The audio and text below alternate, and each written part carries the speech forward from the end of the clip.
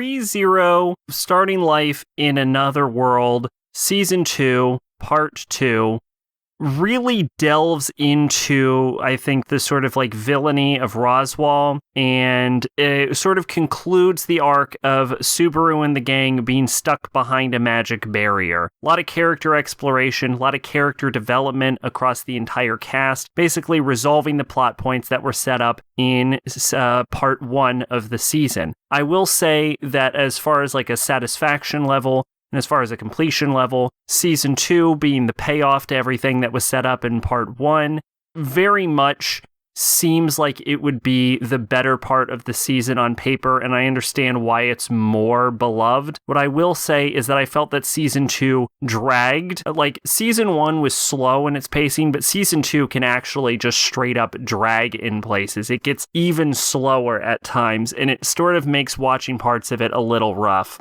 What I will say is that all of the characters reach satisfying conclusions, and if you didn't like a character introduced in part 1 of the season, you'll probably end up liking them by part 2. And I will say that part 2 very much gives you the idea that these characters are not just simple cut and dry, and there is depth to them, and there is a lot to appreciate with them, and a lot of characters come into their own in this part of the season. There's also a heavy focus on Beatrice, who's one of my favorite characters in ReZero.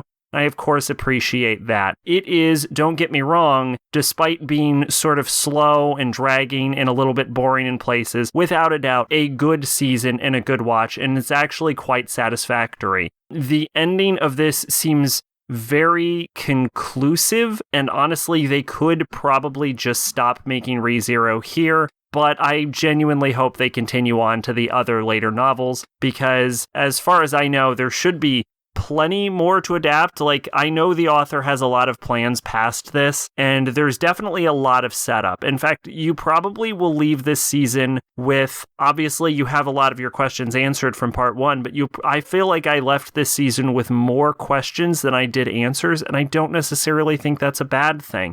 And I would like to see those questions answered at a later date.